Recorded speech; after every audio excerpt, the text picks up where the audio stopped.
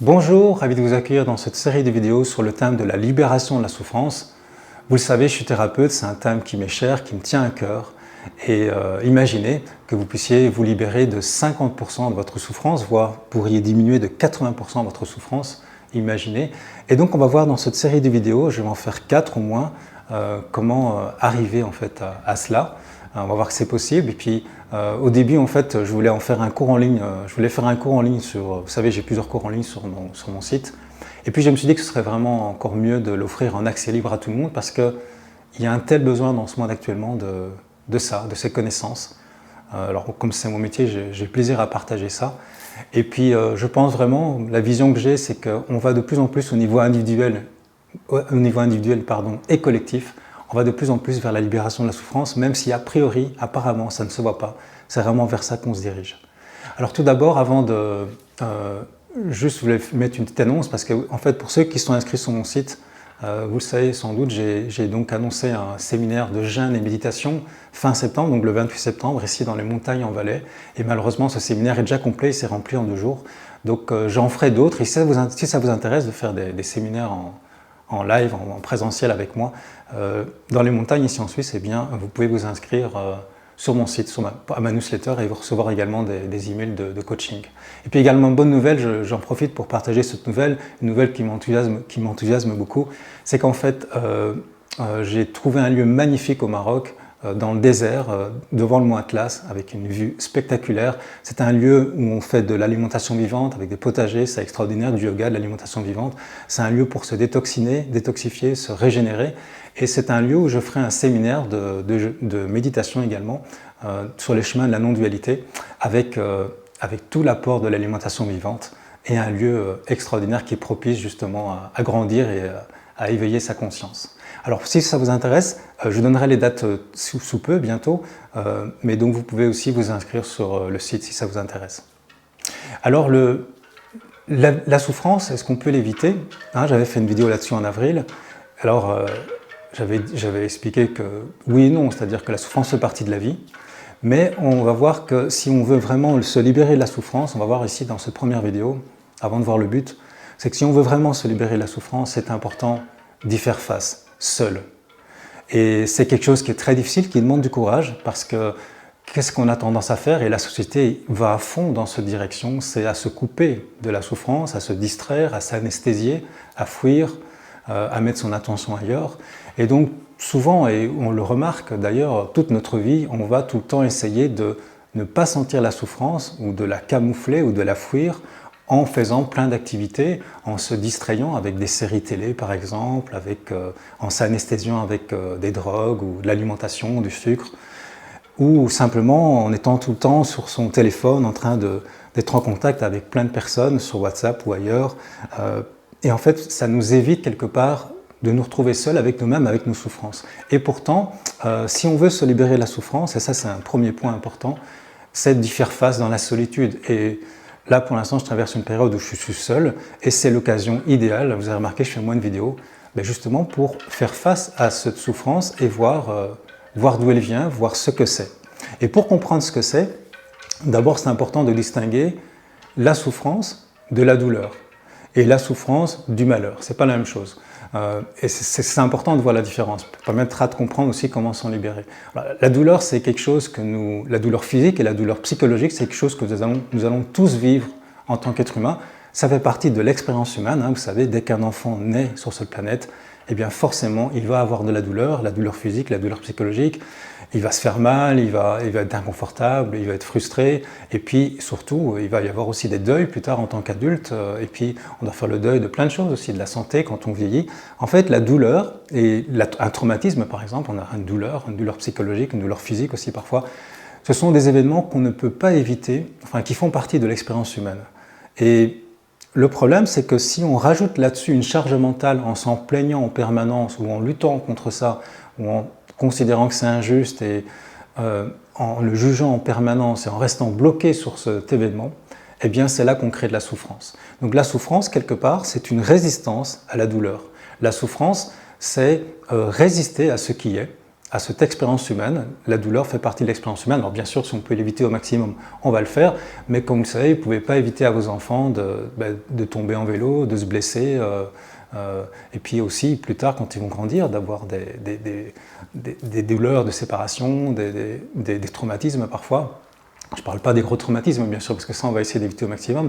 Mais la douleur fait partie de l'expérience humaine et puis de l'impermanence, parce qu'on vieillit, le temps passe, et on va devoir faire le deuil de la santé à un moment donné, de la jeunesse. Et puis, en fait, on a dans notre expérience humaine, qui est soumise à l'impermanence, une succession d'expériences douloureuses à faire face. Et c'est normal, et c'est important de considérer que c'est tout à fait normal. La souffrance, c'est quand on résiste à cette douleur, et plus on a de la souffrance, plus on a cette charge mentale, et ça devient en fait psycho-émotionnel, on est complètement pris par notre mental et par nos émotions. Donc on rajoute à la douleur en plus de la souffrance, eh bien ça finit par créer du malheur. Et on commence à devenir extrêmement malheureux. Vous voyez, donc le malheur, c'est la somme de toutes ces souffrances que l'on construit. La souffrance qu'on s'inflige à nous-mêmes en fait. Alors vous allez me dire, mais quel est le but de cette souffrance? Parce qu'on pourrait très bien s'en passer. Eh bien, si la souffrance n'était pas là, on n'évoluerait pas en fait, et au niveau collectif comme au niveau individuel. Alors au niveau collectif, évidemment, on peut se dire que, et je le pense aussi, il y a beaucoup de souffrances qui sont inutiles, qui paraissent vraiment inutiles, qui touchent des innocents, et c'est une catastrophe, et c'est vrai que ces souffrances sont dues à une inconscience collective, et c'est en train d'évoluer heureusement. Et au niveau individuel, par contre, ce qu'on peut voir, c'est que la souffrance, elle a son utilité. Et quelle est son utilité? Eh bien justement, c'est de rentrer à la maison. Alors, rentrer à la maison, excusez-moi, rentrer à la maison, qu'est-ce que ça veut dire? Ça veut dire en fait revenir à un état, revenir dans un espace où il n'y a pas de souffrance. Quand je dis revenir, ça veut dire que c'est quelque chose qu'on a déjà connu. Et tout le but de la souffrance, en fait, c'est finalement de développer notre conscience pour aller trouver cet espace où il n'y a pas de souffrance. Parce qu'au début, quand on a la souffrance, qu'est-ce qu'on fait? Eh bien, on va chercher par tous les moyens à ne pas la sentir, à l'éviter, à la fuir. Et donc, on va chercher où ça? Eh bien, on va chercher dans le monde extérieur. Et donc, ça, c'est l'inverse de la spiritualité, c'est plutôt le côté matérialiste, c'est qu'on va chercher dans les possessions d'objets, dans la possession de personnes, dans des liens, dans des relations, dans plein de plaisirs aussi, pour ne pas sentir la souffrance. On veut l'éviter, on va absolument s'en protéger. Enfin, je parle de la douleur surtout, et puis après de la souffrance. Et donc, on veut se protéger de cette douleur, et on fait plein de choses. Et quand on a la souffrance, on ne veut pas la sentir, on va s'anesthésier, comme j'ai dit, on va fuir, on va essayer de lutter contre en faisant plein d'activités. Et si vous êtes suffisamment âgé sur cette planète, ben, vous savez que ça ne fonctionne pas. En tout cas, ça fonctionne un petit peu un temps, et puis il y a toujours quelque chose qui va faire que finalement, on ne peut pas contrôler notre environnement à 100%, ni les gens. Donc, on va vivre des tas d'événements qui font que ça va revenir, et ça va même être pire parce qu'on devient de plus en plus désespéré. Et donc, aller chercher la solution à l'extérieur n'est pas une bonne solution, on va dire, n'est pas une bonne direction. Et c'est là qu'intervient la spiritualité qui, on pourrait définir finalement ce renversement de direction où on va aller voir à l'intérieur cet espace où il n'y a pas de souffrance. Donc la souffrance, quelque part, est là pour nous montrer qu'il est temps de rentrer à la maison. Et ça nous force à chercher, en fait. Et une fois qu'on a cherché à l'extérieur, qu'on n'a pas trouvé, il y a même des gens qui s'enrichissent parce qu'ils pensent qu'avec l'argent, ils vont vraiment pouvoir avoir une vie sans souffrance. Et ils se rendent compte, finalement, et beaucoup de suicides chez les gens très riches ont lieu parce qu'ils se rendent compte, oui, mais c'est pas ça, en fait. Ça ne m'apporte pas vraiment ce bonheur, cette paix intérieure. Et cette paix intérieure, en fait, elle est à l'intérieur. Et le problème, c'est cette résistance à la souffrance. Alors je pose la question, est-ce qu'il y a un endroit, à l'extérieur on a vu qu'il n'y en a pas, il n'y a aucun pays, aucun lieu, aucune maison, aucune relation où il n'y a pas de douleur, ce n'est pas possible, puisque nous sommes soumis à l'impermanence et au fond que finalement rien ne dure, donc on ne peut pas garder une stabilité à ce niveau-là. Par contre, est-ce qu'il existe un endroit en nous où il y a une paix profonde? Si je vous pose la question, est-ce qu'il existe un endroit en vous, malgré toute votre agitation que vous pouvez avoir, toutes les tortures mentales que vous pouvez avoir actuellement, la torture émotionnelle, toute cette souffrance psycho-émotionnelle qu'on peut avoir quand on est déprimé. D'ailleurs, à ce propos, j'ai fait une formation, ce que je disais tout à l'heure, c'est important d'y faire face seul à cette souffrance, mais en même temps, si on est trop longtemps dans la solitude, à un moment donné, on peut tomber en dépression parce que nous sommes des êtres sociaux. Et donc, j'ai fait une formation en ligne pour se libérer de la dépression. Je vous mets le lien aussi en dessous de la vidéo. Est-ce qu'il y a un endroit en vous où il y a de la paix? Même si vous êtes torturé actuellement au niveau émotionnel, mental, vous êtes agité, est-ce qu'il y a un endroit, réfléchissez à ça, est-ce qu'il y a un endroit en vous où il y a de la paix? Eh bien oui, vous le sentez intuitivement, il y a un endroit en vous où il y a de la paix, et cet endroit réside en fait non pas dans notre personnalité, dans notre mémoire, ni dans notre intelligence, mais réside vraiment dans notre conscience, c'est-à-dire cette capacité, cette conscience qui est cette capacité d'être conscient et d'observer notre personnage, notre personnalité, notre mental, qui souffre et qui est joyeux, parce qu'on passe de la souffrance à la joie dans notre vie, de la douleur au bien-être, à la paix, et ceux qui observent ça, ceux qui observent cette polarité, en fait, cette conscience qui observe ces phénomènes dans notre vie, cette conscience observée, et vous le savez au fond de vous, cette conscience, elle est en paix, cette conscience, elle est tranquille, en fait, elle est totalement neutre. C'est la même conscience que vous aviez quand vous aviez 3 jours, 2 mois, 2 ans, c'est la même conscience, cette conscience ne vieillit pas. C'est ce qu'on verra d'ailleurs dans la suite des vidéos. La clé, quelque part, c'est d'oublier ce personnage que nous croyons être, qui est parfois joyeux et qui souffre, qui est dans des difficultés de la vie parce que l'environnement ne le contrôle pas et dans un monde qui peut paraître très hostile, c'est d'oublier ce personnage. On va voir qu'en fait, nous ne sommes pas ce personnage, c'est juste une partie de nous, ça fait partie d'un jeu, quelque part, du jeu de la vie.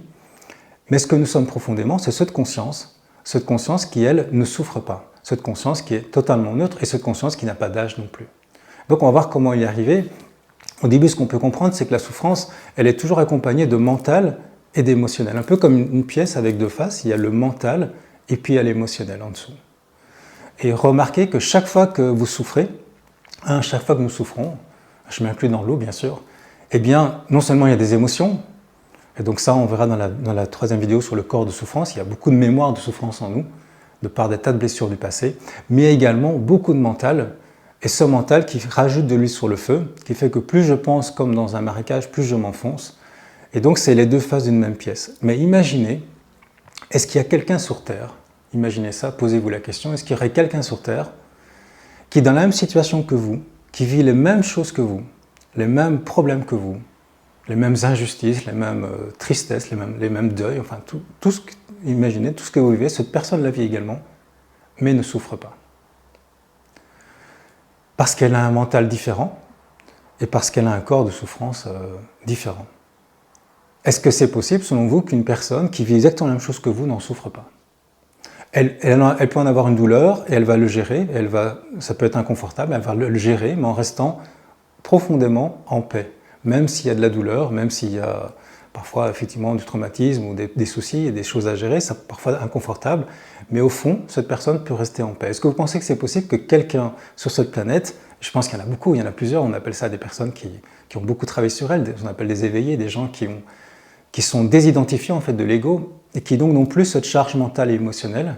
Et c'est ce qu'on va voir dans la série de vidéos, c'est comment se détacher de cette charge mentale et cette charge émotionnelle. Et donc ces personnes peuvent très bien dans votre situation vivre la même chose que vous, en étant beaucoup plus équanime. Équanime étant l'égalité d'humeur. Quoi qu'il arrive, mon humeur reste stable. Alors c'est la paix en fait. C'est une sorte de paix, de calme intérieur, de tranquillité, qui peut aussi être accompagnée parfois de joie et parfois de colère, parfois de tristesse, mais au fond, il y a toujours une équanimité. Et c'est dans cette direction qu'on va aller, et c'est aussi une direction dans laquelle va le monde, et donc je suis très heureux de m'inscrire sur ce chemin. Et donc je vous invite à y réfléchir. En conclusion de cette première vidéo, qui est plus une introduction, c'est tout d'abord de changer votre vision de la souffrance, d'accepter la souffrance comme un mécanisme, une expérience humaine, qui n'est pas un problème en soi, mais qui est quelque chose qu'on peut changer, qu'on peut diminuer, parce que la douleur est une expérience humaine qu'on ne peut pas changer. La souffrance, on peut la diminuer. Et comment? Mais déjà, tout d'abord, en arrêtant de lutter contre. Et est-ce que vous êtes prêt à y faire face dans la solitude, d'arrêter de fuir, d'arrêter de se distraire, juste d'y faire face?